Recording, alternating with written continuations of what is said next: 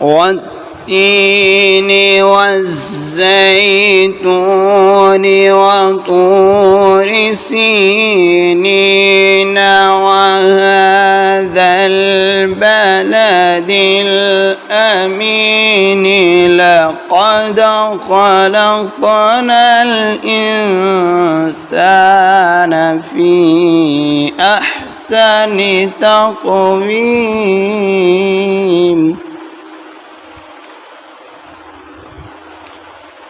ثم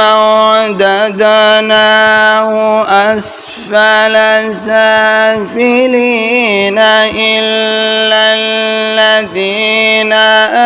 آمنوا وعملوا الصالحات فلهم أجر غير ممنون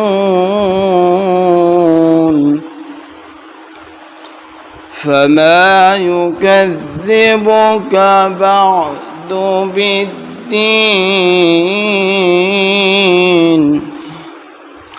أليس الله بأحكم الحاكمين